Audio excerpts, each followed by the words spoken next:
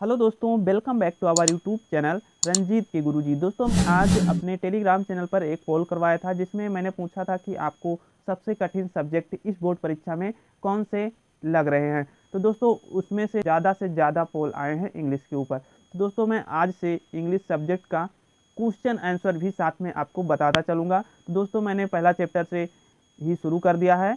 जो पहला चैप्टर है आपका फ्लेमिंगो का प्रोज, जो है जिसे हम कहते हैं द लास्ट लेसन। दोस्तों, आज मैं इस वीडियो में सभी जो मोस्ट इम्पॉर्टेंट क्वेश्चन हो सकते थे शॉर्ट क्वेश्चन के, वो मैं इस वीडियो में लाया हूँ। एक ही क्लास में कंप्लीट कर सकते हैं। तो दोस्तों, आप हमारे साथ बने रहिए और अच्छे से इंग्लिश सीखिए। आपको बहुत सारे फ्री ऑफ कॉस्ट पीडीएफ हमारे टेलीग्राम चैनल पर दिए जाते हैं, तो उसे भी फॉलो करना ना भूलें। तो चलिए दोस्तों, आगे चलते हैं अपने प्रश्न की ओर। दोस्तों, यहाँ पे मैं थोड़ा थोड़ा आपको हिंदी बताता चलूँ। दोस्तों, यहाँ पे दिया गया है हमारा पहला प्रश्न, what was the bulletin board, how was it important. Bulletin board क्या था और यह कैसे महत्वपूर्ण था। तो इसका आंसर आप कैसे लिखेंगे।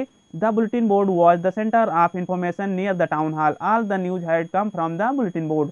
जो बुलेटिन बोर्ड था वो सूचना का केंद्र था टाउन हॉल के पास, और जो सभी सूचनाएं बुलेटिन बोर्ड से ही आती थी। दोस्तों, ये इतना उत्तर आपका सफिशियंट है और ये 40 वर्ड से भी कम है। तो दोस्तों, ये आपका उत्तर बिल्कुल ही सटीक है। तो चलिए दोस्तों, आगे चलते हैं। अगर दोस्तों आप थोड़ा सा बढ़ाना भी चाहते हैं इस उत्तर में, आपको थोड़ा छोटा लग रहा है, तो आप इतना भी लिख सकते हैं। Board for the last 2 years as the lost battle, the draft and the orders of commanding officer, so it was important. ये दोस्तों बहुत ही महत्वपूर्ण क्वेश्चन है, जिसपे मैंने IMP लिखा है। ये बहुत ही महत्वपूर्ण क्वेश्चन है। तो चलिए दोस्तों, आगे चलते हैं अपने दूसरे क्वेश्चन की ओर।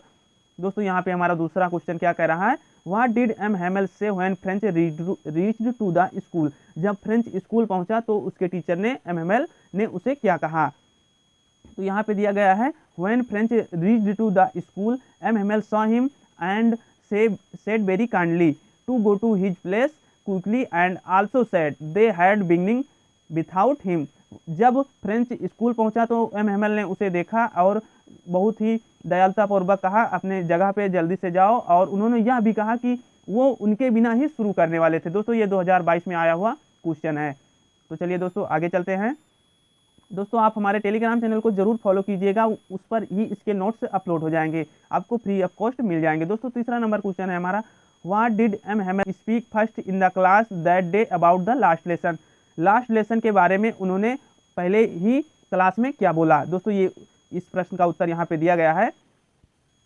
यहाँ पे देखिए, M Hamel spoke first in the class that it was the last lesson which he would give them. दोस्तों, अगर आपने समरी अच्छे तरीके से पढ़ा है, अपने आप से भी पढ़ सकते हैं। दोस्तों, किताब में हिंदी दिया गया है, आप अपने आप से ही पढ़कर अच्छे से समझ लीजिए, तभी आपको ये क्वेश्चन आंसर समझ में आएंगे। तो यहाँ पे देखिए, M Hamel spoke first in the class that day it was the last lesson which he would give them, the orders has come from the Berlin to teach only German in the schools of Alsace and Lorraine। दोस्तों, ये उत्तर हमारा complete है। आगे चलते हैं। दोस्तों, हमारा चौथा जो प्रश्न आ चुका है। दोस्तों, यहाँ पे आगे भी कुछ आप बढ़ाना चाहते हैं तो बढ़ा सकते हैं। The news master would come to the next day, he wanted to be very attentive. आगे चलते हैं दोस्तों, नंबर हमारा जो प्रश्न है, what did Franz think after hearing about the last lesson. Franz ने क्या सोचा जब उन्होंने सुना कि ये अंतिम लेसन है। तो यहाँ पे आंसर दिया गया है, after hearing about the last lesson Franz thought that he hardly knew how to write, he should never learn any more and he also felt sorry for not learning his lesson. दोस्तों, जब French ने सुना कि ये last lesson है तो उसने सोचा कि उसने अभी तो बड़ी मुश्किल लिखना सीखा है और वो अब ज़्यादा नहीं सीख पाएगा, और उसने इसके लिए सॉरी महसूस किया, for not learning his lesson, अपने पाठों को ना याद करने के लिए। दोस्तों, इतना आपको मैंने बता दिया। ये उत्तर काफ़ी महत्वपूर्ण भी है परीक्षा की दृष्टि से। तो चलिए दोस्तों, आगे चलते हैं।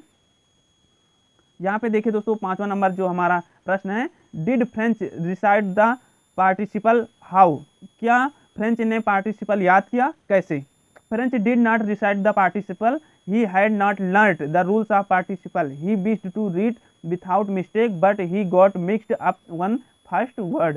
जो फ्रेंच था वो पार्टिसिपल का रूल नहीं याद करके गया था, आप चैप्टर पढ़े होंगे तो देखे होंगे, और उनको सुना भी नहीं पाया। जब वो याद नहीं किया था तो वो सुना भी नहीं पाया, और उसकी इच्छा थी कि वो बिना मिस्टेक किए सुना दे सर को, लेकिन वो पहले ही वर्ड पर फंस गया था, ये आपको पता भी होगा।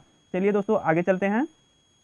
यहाँ पे देखिए दोस्तों 60वां नंबर हमारा प्रश्न है, whom did M Hamel blame for the ignorance in studies why. तो यहाँ पे दिया गया है हमारा उत्तर, firstly for the ignorance in studies M Hamel blamed their parents who preferred them to work on a farm और at the mills and then he blamed himself too for giving them holidays. Firstly पहले तो उन्होंने उनके माता पिता को ही blame किया, उनकी जो पढ़ाई में बाधाएं आ रही थी उसके लिए उन्होंने उसके पेरेंट्स को ही, बच्चों के पेरेंट्स को ही पहले ब्लेम किया जो उन्हें खेतों में और मिल में काम करने के लिए भेज देते थे। उन्होंने स्वयं को ब्लेम किया जो वो उन्हें छुट्टी दे देते थे। चलिए दोस्तों आगे चलते हैं। यहाँ पे देखिए दोस्तों 7वां नंबर हमारा प्रश्न है, what did M Hamel say about the language and its important. जो एम हेमल थे उन्होंने लैंग्वेज और इसकी महत्वता के बारे में क्या कहा। M Hamel said language is very important for one's country. ये भी बहुत ही महत्वपूर्ण क्वेश्चन है, आप इसे जरूर याद करके जाइएगा। M Hamel said, M Hamel ने कहा language is very important for one's country. प्रत्येक देश के लिए उसकी भाषा बहुत ही महत्वपूर्ण है। And about it's important he said, और इसकी महत्वता के बारे में उन्होंने कहा, क्या कहा, when a people are enslaved, जब कोई एक व्यक्ति दास बना लिया जाता है, as long as they hold fast to their language, it as if, जब कोई मतलब एक व्यक्ति दास बना लिया जाता है, इट वॉज एफ ही, या उसकी भाषा जो है वो उसके they had the key to prisoner, जो उसकी भाषा है उसके कैद खाने की चाबी है। दोस्तों ये प्रश्न में बताया गया है। दोस्तों ये 8वां नंबर जो हमारा प्रश्न है ये कह रहा है, what did Franz think about the pigeons why, कि जो है फ्रेंच ने कबूतरों के बारे में क्या सोचा और क्यों। Franz thought about the pigeons, will they make sing in German, क्या वे भी जर्मन में गाएंगे। Because on the roof of pigeons caught very low and German language was the forcibly imposed, क्योंकि जर्मन लैंग्वेज उनके ऊपर थोपी जा रही थी। 9वां प्रश्न है, यहाँ पे देखिए, what did M Hamel observe there at last. यहाँ पे लास्ट में उन्होंने क्या ऑब्जर्व किया, किसने, एम हेमल ने।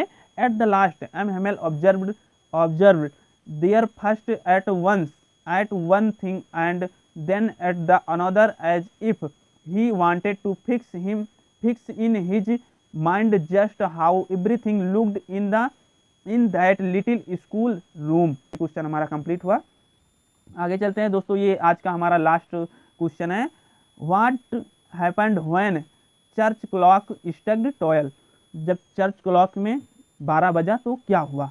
When the church clock struck 12 the trumpets of the Prussians returning from their drilling sounded, at which M Hamel stood up very pale in his chair, he try to give him farewell words but choked.